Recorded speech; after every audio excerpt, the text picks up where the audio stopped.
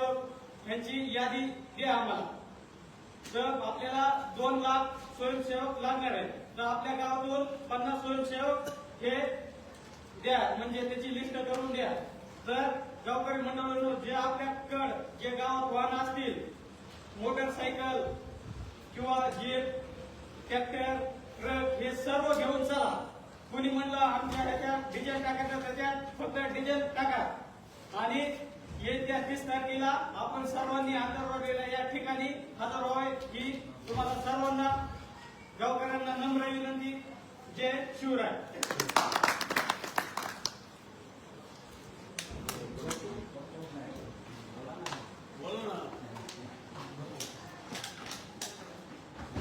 ए बसा, बसून घे पोरांना सगळं पुढे।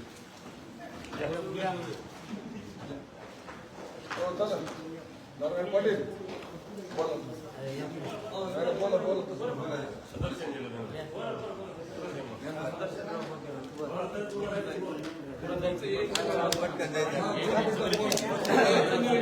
बाकी बस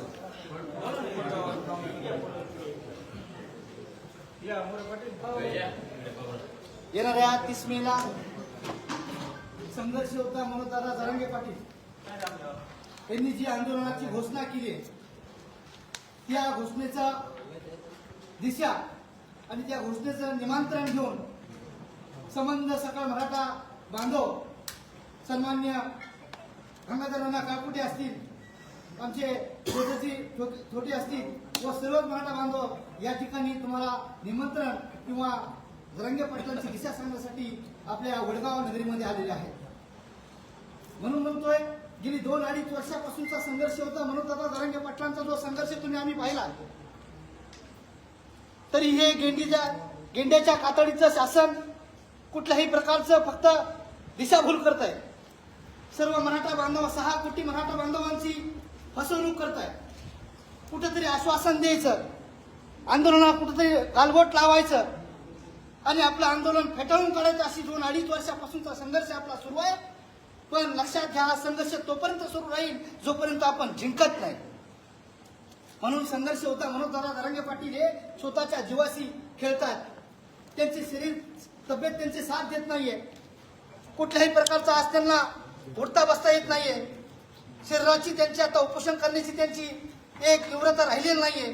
तर ही 30 तारखेला इतक्या तीव्र उन्हाच्या उष्णतेमध्ये आज संघर्ष होता म्हणून दादा जरांगे पाटील बिगर अन्न पाण्याचं बसणार आहे म्हणल्यावर खऱ्या अर्थानं सर्व 6 कोटी मराठ्यांचं काळीज आज त्याला कुठल्याही प्रकारचं काही गोष्टी विजा न होता कामा नये। म्हणून तब्बल संबंध महाराष्ट्रातून समुद्र कोसळल्यासारखा मराठा बांधव आंतरवली सराटीमध्ये येणार आहे। म्हणून आपल्या वडगावमधून सुद्धा जास्तीच्या संख्येने एकही माणूस घरामध्ये न थांबता सन्माननीय जरांगे पाटलांचा हात बळकट करण्यासाठी आणि या सरकारला आपली ताकद दाखवण्यासाठी आपल्याला आंतरवली सराटीमध्ये 30 तारखेला आपल्याला सर्वांना जायचंय। ती सर्वांना आपण याची नोंद घ्यावी एवढंच मी या ठिकाणी सांगतो आणि माझं लांबलेलं भाषण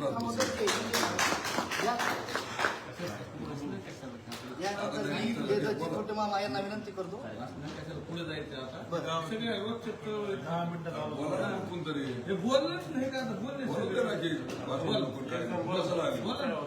बोला तुम्ही काय बोलले बोला। सर्वांना जय शिवराय। 30 तारखेला होऊ घातलेल्या आंदोलनाच्या तयारीच्या अनुषंगानं आज या